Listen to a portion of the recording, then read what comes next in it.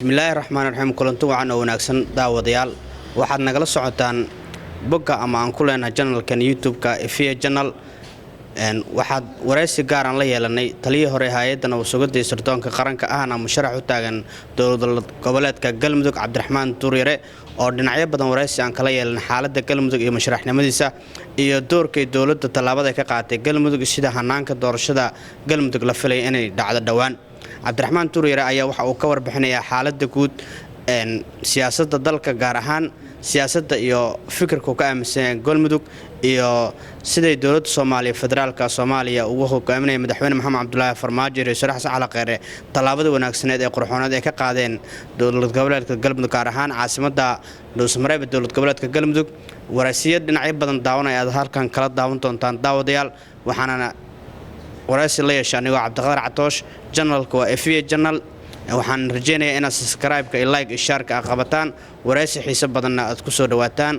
dalalka kobaca dhaqaale sameynaya shirkan inuu xilligan ku soo aado xilli fiican ay ahayd waxaa soo qaban qaabiyay guddiga dhaqaalaha qaranka annaga ka dad xilal hore soo qabtay oo wax ka fahmi kara challenges-ka dhaqaalaha ee waddanka ayaan uga soo qayb galnay waxaan aad focus-ka u saaray aniga dhanka amniga challenges-ka amniga ay dhaqaalaha ku leeyihiin kobaca dhaqaalaha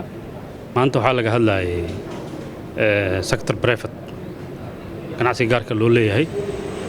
shalay waxaa laga hadlayay waxyaabo fara badan oo ay ka mid tahay corruption-ka anti-corruption strategy-ga yaabaacinkaas marka waxaan is leeyahay waa marxalad muhiim ah kobaca dhaqaalana markasta wuxuu ku xiran yahay institutionska dhaqaale ee aad leedahay iyo institutionska dowladeed ee dowlad kasta leedahay sidii u xooggan yihiin haddii institutionska ay xooggan yihiin shuruucdii ku diyaarsan tahay mechanismki ku diyaarsan yahay wuxuu helayaa dhaqaalaha socdaahay wuxuu helayaa protection laakiin haddii dhaqaalahaagi traditional u badan yahay isxilqaan qof kasta uu iska xilqaantay oo u badan yahay shuruucdina aysan weli sida la rabo aysan u diyaarsanayn mechanismki suuq geylaha khayraadka Soomaalida iyo ganacsiga Soomaalida barmudgareynahana uusan sida la rabo u habeysnayn markastaba dhaqaalaha kobaca dhaqaalaha waxba negative ayuu noqonayaa saameyn negative ah ku socoto marka waxaan rajeynayaa shirkaani dad khubaraha ka soo qayb galay dad madaxa ka soo qayb galay wasiirada jooga iyo madaxda qaranka madax hore ka soo qayb gashay aragtida la isku geeyo inay ka soo baxdo talo ee hay'adaha fulintu u noqoto road map taa ayaan rajeynayaa sidaba amnigu waa furaha horumarka marka la leeyahay dhaqaalaha qayb ka ah horumarka siyaasadda qayb ka ah development ee kala deegaanka iyo urbanization-ka qayb ka ah marka factor-ka amnigu waa furaha nolosha waxaan is leeyahay 10 sano la soo dhaafana marbaan ka soo reynaynay mar kastaba waa laga soo reynayay dawlad kastoo timaadaba waxay soo gaarsiinaysaa meel yes caqabado waa jiraan laakiin waxaan aaminsanahay in horumar socdo saakadan hadda ayaan ku soo qoray page-kayga in dhowrkii bilood soo dhaafay ay yaraadeen qaraxyadii waaweynaa haddana challenges kala jiro qaraxyadaas wadooyinkii ba xiran waxaan u baahanahay plan amnigana uu ku sugmi karo ganacsiga iyo dhaqdhaqaaqi iyo xorriyadii iyo bilicda magaalada aan saameynin oo jidadka xiran iyo cartuuryada loo gudbi karo hay'adaha amnigu shaqo fiican bay hayaan intaan ka warqabo waa amni maanta in laga shaqeeyo waa dhambil dabaho lagu dhiibo waay mana hay karti mana day karti waxaan aaminsanahay inay mudan yihiin in la caawiyo talo lagu caawiyo aan la siyaasadaynin ayagana waxaa laga rabaa inay isku arkaan inay furihii nolosha dalkan yihiin furihii horumarka yihiin gateway-gii laga soo galayay dalka horu socodkiisa inay yihiin haddaan dhowr maalin qarax dhicin aysan signalku noqon signalku oo noqdo plan istaraatiiji oo amnigu ku sugmayo oo duruufaha kale waxaan ku raahdaa degdeg ah as emergency loo qaato sida in meel la xiro looga gudbi karo waxa u baahan yahay amnigu maanta technology u baahan yahay wuxuu u baahan yahay inta uu u baahan yahay human resource ayuu wuxuu u baahan yahay technology wuxuu u baahan yahay cilmi u baahan yahay adduunku waa isbedelay 80meedii 90meedii sida amniga lagu sugayo iminka looma sugi karo nooca sugayo qofka amniga sugayo inuu fahankiisu aad u sareeyo ayuu u baahan yahay kaliya aysan noqon waan baajiye qaraxi waan amaananaha aysan noqon qaraxan inaa baajisa laga rabaa bulshaduna inay isku socotaan baa loo baahan yahay dhaqaalaha horu socodkiisa iyo sector private ka aan dhaawac gaarin dhaqaaq bulshada aan dhaawac gaarin bilicda magaalada aan intuba waa amnigi bay qayb ka tahay marka amnigi baad qayb yar baad ka xalisay qaybihii kale marka waxa soo dhan isku xalintooda waa amniga dhaqaaluhu intee iska soo galaan amniga dhaqaaluhu waa isgalayaan hay'adaha amnigu hay'adda intelligence oo kale kama shaqeyso waxay ka shaqeysaa amniga dhaqaalaha jira amniga bulshada jira amniga siyaasadda jira amniga caadiga ah oo naqaana jira marka maaha argixisada raacdaystay iyo shabaab la soo qabtay iyo waxaan ku raahdaa waxaasi maaha amniga waa 1% ma dhama amniga laga hadlaayo amniga fikirka aan ka hadlayno waxa waaye hay'adaha amniga waxa laga rabaa inay forecast iyo odoros u leeyihiin 10 sano soo socota dalkan beeraha miraha ka soo baxaya beerta ku taala qoryooley maxay soo saartaa 10 sano kadib maxay soo saari doontaa ma la hormari karaa shidaalka dalkan sidee loo soo saaraa laakiin khatar amniyo kale oo noogu sababay lahayn istaraatiijiyad fog oo madaxda qaranka ay kala taliso waxaan ogahay waax badan oo dhaqaalaha ka shaqeeya hay'adaha amnigu leeyihiin gaar ahaan intelligence-ga marka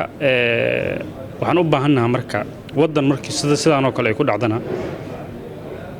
meelaha uu aad uga soo kaco waxa kamid ah hay'adihiisa intelligence-ga marka in shaqo wacan lahaayaan aan aaminsanahay inay horumarin u baahantaan aaminsanahay amniguna uu yahay furaha horumarka dhaqaale iyo horumarka bulsho waxaan u baahanahay marka in aragtideena amni iyo fishinkeena maskaxdeena aan waasicino oo aan aad u ballaarino oo markii aan amni ka sugno xaafad aan sugno aan ka fikirno xaafadaas amnigeeda sugteen operationskaas la sameeyay muxuu caqabad ku noqon karaa horumarkii bulshada muxuu caqabad ku noqon karaa dhaqaalihii muxuu caqabad ku noqon karaa sumcaddii bulshada human rights-ki muxuu caqabad ku noqon karaa socodkii muxuu caqabad ku xurriyad shakhsiga wixii isla socdaan balaan isla socda wiilka marka amniga sugaayo degmada sugaayo ama amnigeeda sugaayo waxa loo baahay waxa soo dhan maskaxda ku hayo sida marka fahanku waa muhiim qorshe istiraatiiji oo dhameystirno xaaladda hadda jirta loo gudbana waa muhiim maxaan ku iraahdaa dawladnimaduna waa isku xirantay institution koo la xoojiyana waa muhiim qofka amniga ka shaqeynayo qof aad u tababaran wuxuu ka shaqeynayo macnaha amnigana fahansanna aad baa loogu baahan yahay marka waxa isla socdaan shuruucdii amniga la helo waxa imaanaya horumar dhaqaale iyo horumar bulsho ummadeennuna waa ummad firfircoon hadday fursad yar hesho oo amni waxaan aaminsanahay qurba joogta soo noqonaysa ganacsatada dibadda ku maalgelisa baa soo noqonaysa tartana imaanaya maamul goboleedyada baa ku tartamaya waxaan aaminsanahay dawladda ama dawlad goboleedyada waajibka maanta ugu weyn ee saaran waa amniga si investment loo helo qodobka labaad saaran waxa waaye waa shuruucda iyo bolosiga qodobka saddexaad oo saaran waxa weeyaan beecgeynta in la beecgeeyo ganacsatada Soomaalida iyo wax soo saarka productiga dalka la beecgeeyo si loo dhoofiyo ana wax soo dhoofsan waxa kale oo muhiimka waxa weeye integration iyo in bulshada isdhex gasho gobol kasta ganacsi loo tago Jubbaland ay galmudug maal gasho karto galmudug ay Jubbaland maal gasho karto meel kamid ah goboladan maamuladan kala xirnaanta maamuladan administration loo kala xiray in dhaqaalahan aysan u kala xirimin istaraatiijiyadda waxyaabaha soo dhan waa waxyaabo dawladeed u baahan waa galmudug waa sidaad sheegtay waa gobol muhiim ah khayraadka Soomaaliya laga sheego dhana ku dhan duu noqon lahaa shidaal duu noqon lahaa macdan duu noqon lahaa dhul beeraad hadday noqon lahayd in dekado iyo xeebo ay leedahay kalluun waxa soo dhamaa ku idil waa gobol central ah siyaasadda Soomaaliyeena central u ah juqraafic Soomaaliyeena ahana central u ah isku socodka dhaqaalana central u ah waa gobol sida u muhiim marka anaga waa isku sharaxnay ajandaan leenahay aragti baan ka leenahay gobolkaas xoogga waxaan saari rabnaa xasiloonidiisa amni marka xoogga la saaro oo la xoreeyo waxaa fududaanaysa in khayraadkii laga faa'iidaysto faa'iidooyinka gobolka leeyahay oo waxyaaba uu la gaarka waxaa waaye dadkiisa dad firfircoon waaye waa dadka East Africa maalgeliya badankood ilaa xamar dadka meheradaha ugu badan business ku lawayaan haddii marka gobolka amnigiisa la sugo fursadaha uu leeyahayna looga faa'iideeyo waxaan aaminsanahay horumar badan anaga marka ajandahaas aan leenahay markaan xasiloonidaas sameeyno oon dadka isku waxaan rabnaa inaan dadka ka soo jeeda oo businessmanka ah oo qurba joogta leh oo ganacsatada localka leh Soomaaliyeed ku East Africa aan isugu yeerno shuruucdii iyo policy-gii ay ku maal gasho lahayn galmudugna aan u diyaarino iyo amnigii ay maarta kalsooni ku heli lahaayeen marka waxaan aaminsanahay shidaal uu leeyahay gobolka macdan buu leeyahay dakadihiisa in laga faa'iideystay u baahan yihiin aerobooradiisa in laga faa'iideystay u baahan yihiin dawladaha dariska oo dhan noo baahan dawladaha dariska ay noo baahan qof marka aragti leh oo waxaas priority ay u kala leeyihiin koow oo markuu meesha tago waxaan aaminsanahay in galmudug macno weyn laga sameey karo meesha hadda ay budgetkeeda ka baryayso dawladda macnaha budgetkeeda ay ku tiirsan tahay dawladda dhexe macaawanada in ayadu ay dawladda dhexe sida banaadir oo u kabo meelaha dawladda dhexe laga kabi karo inay noqon kartaan aaminsanahay anaga marka aragtidaas aan leenahay oo rugniga koowaad ah xasilooni inay xasisho rugniga labaad oo ah in policy iyo shuruucdii la dejiyo waxaan ku iraahdaa investmentiga qodobka saddexaad oo ah bulshadii in la isdhex geliyo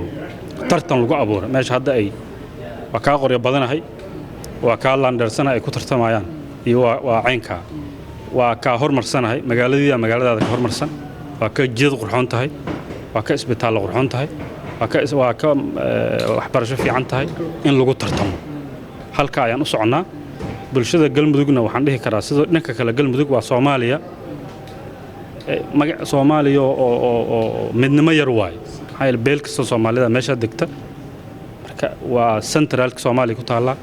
beelihiis Soomaalida dhamaa ku idil waa dad firfircoon ka soo horjeeda marka gobolkaas maanta in loo heliyo u baahan yahay xilligan u heeli lahayn ayaan la joogaa reer galmudug waxaan ugu baaqayaa loo wada istaago qof kasta ka fikiro sidoo uu maal gasho lahaa qofkii tala amni ku beeri lahaa qofkii tala dhaqaale ku beeri lahaa kulliba way u baahan tahay maanta galmudug anagana waxaan rajaynaynaa in ajandahaas aan wadno iyo aragtida ay guulaysato wallaahi aniga waxaan arkayaa sida hadda wax u socdaan lagama hor dhici karo waxaan sugaynaa heshiis siyaasadeed dawladda federaalka howlo fiican halka ka wadaa ciidamadii bay qaramaysay ahlu sunna waxay ku qancisay in maxaan ku iraahdaa caasimadii lagu qabto doorashadii saad og tahay murashaxiin ayaa jira oo anagu aan ka mid ahay waxaad la socotaa in guddi la magacaabay guddi doorasho odayaashii dhaqanka qaar la xareeyay qaarna arrimo siyaasadeed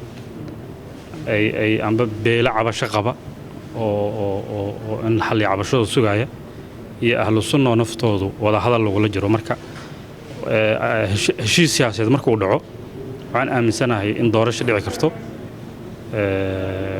doorashadaasna ay ka duwanaa doonto maadaama galmudug cusub la dhisayo doorasho qaab ahaan iyo natiijo ahaanba u cusub inay noqon doonto aan rajaynayaa anaga rajo weyn aan qabnaa waa isku kalsoonahay dadka galmudug dhaqankooda iyo siyaasiyiintooda iyo waxgaradkooda waan aragnay gobolka waa soo booqanay hadda waan u soconnaa marka hadda meeshaas in 2 bilood gudahood nidaam la doortay oo si transparency lagu doortay inuu ka soo baxo ayaan rajaynaynaa walwal waa jiraan dabcan murashaxiinta qaar ay muujinayaan laakiin anigu waxaan idhaahdaa ilaa wax dhacaan oo wax laga walwalo ay dhacaan inaan la walwalin dadka qaba ayaan ahay ilaa hadda dawladda federaalkana way ku amaanan tahay howlaha ay meesha ka wado waxaan rajaynayaa inay ku sii amaanaa doonto gadaal aysan u noqon doonin ayaan rajaynayaa siyaasadda ay halka ka leedahay anaga waxaa noo muhiima meeshaas maamul dadku ay doorteen kalsooni ka haysta qaybaha kala duwan ee dadka siyaasadaha kala duwan ee mucaarad iyo muxaafid isku hay kara galmudug danaheeda iyo aayaheeda ka shaqayn kara inuu halkaa ka soo baxo waxaanan isku aragnaa qofkii ay ku rumoobayeen arrimahaas ilaahay idinkii waanan guulaysanaynaa galmudugna guul ayaan u rajaynayaa aad iyo aad ayaad u mahadsantihiin dhalinyarada Soomaaliyeed waxaa la yiraahdaa madaxda berri baa tihiin waxaan leeyahay madaxda berri ma haydiina waxaad tihiin madaxda maanta ha yeelina in la idin yiraahdo aniga dhalinyaradan isku tiriyaa hadday dhacdana waxaa laga yaabaa inaan 1 sano 2 sano moogaha dhalinyaranimada marka anigoo isku keentirinayo waxaan rabaa inaan idin sheego madaxdii maanta ayaa tihiin dhalinyaradu 30 sano ninka jira amba 35 sano amba 40 sano qofka jira dhalinyaro waaye cuqdad hore ma qabo oo amba rajiim hore oo ka qabo amba beelo waa asigaas ayaa la rabaa inuu siyaasadda gaadhigareeyo dad tiiraanyo hore iyo utunno hore iyo qaba inay siyaasadda liid gareeyaan ayagaa uga fiican taa waa qolada Soomaaliyeed ee reer galmudug ee firfircoon waxaan leeyahay yaan 4 sano kale idinka khasaarin maanta ayaa tale idin la gudboon tahay berri ma ahan maanta waay inaad doorataan qof ajanda leh oo aragti leh ee aadan dooranina qof maxaan ku iraahdaa aan ajanda lahayn laakiin luqadiisu ay tahay jeeb ayaan leeyahay ogaada wixii maanta leedin galsho oo qarash oo doorasho la gasho adinku baa leedin ka soo celin qofka maanta inta idin yimaada murashaxa ee qarash idin geliya doorashadaas qarash iyo laaluush iyo waxa ku soo bax waxaana idin qaban doono waana idin ka soo ceshana ayadii iyo ka badan maxaa yeelay waa ganacsade qofka markuu ganacsade yahay meel qarash gelinayo waa inuu qarashka ka badan ka helaa aqliyada caynkaas ay idin soo dhawaan ha idin soo dhawaato aqliyad aad fahmi kartaan aad iska dhex arkaysaan ajanda wadata ma ihi qofka ugu fiicnaa reer galmudug laakiin waxaan aaminsanahay inaan aragti gedmaysa aan leenahay aragti ka gedmaysa reer galmudug dhalinyarada ka gedmaysa waxaan aad u garanaynaa duruufaha deegaanka waa ka soo shaqeynay deegaan kastaan tagnay xaaladda amniyaanka warqabnaa xaaladda dhaqaale xaaladda nololeed hadda waa tagnay daraasad ayaan ka sameynay marka dhalinyarada reer galmudug waxaan ugu baaqayaa in ay corruptioniska iyo waxyaabaha maxaan ku iraahdaa siyaasadaha aan aragtida ku dhisnayn ee ku dhisan influence-ga oo negative-ka ku dhisan inaysan u ogolaan inay meeshaas ku guuleystaan aragtiyada ku dhisan isqancinta iyo kalsooni raadinta iyo in maxaan ku iraahdaa lala tashto ayaga waxa ka guuxaya la dhageysto loo bedelo programs iyo aragti siyaasadeed loo bedelo qof mashruuc leh qofka noocaas inay garab istaagaan ayaan rajaynayaa waqti kalena oo san ka dhumin 4 sano idin ka dhuntay ka hor waxa idin ka dhuntay 20 sano ka badan 4 sano soo socota waa muhiim waa marxaladii Soomaaliya isbedel lahayd waa marxaladii la soo saari lahaa amba sharciyada loo sameeyay lahaa khayraadkiina waa marxaladii galmudug laga daba geey lahaa waxaan ku iraahdaa maamul goboleedada kale waa marxaladii aad ku faani lahaydeen inaad reer galmudug tihiin maanta nabar ayaa idin ku yaala waa markaad ku faani lahaydeen inaad reer galmudug tihiin marka waxaan rajaynayaa anaga mashruucaasaan wadnaa inaadna garab gashaan aad noo ducaysaan ma rabna inaan damiirkiina gadanno ma rabna inaan dadnimadiina gadanno waxaan rabnaa inaan kalsoonidiina helno idin qancinno idin dhageysanno waxa prioritieskeedii aan dhageysano aydaasna aan ku dhaqaaqno aniga haddii aan meeshaas ku guuleysto ilaa idinkiis xoogga waxaan saari doonaa dhalinyarada inaan empower gareeyo ururadooda dhalinyarada aan daraad la kulma qaarkood waxaan xoogga saari doonaa khubarada kale Soomaalida ah galmudug inaan ka faa'iideysano qolo kasta waxay ku fiican tahay dhalinyarada frontier ayaa lagu dhisaa dal noocaana inaan u sameeyno environment ay frontier ku sameey karaan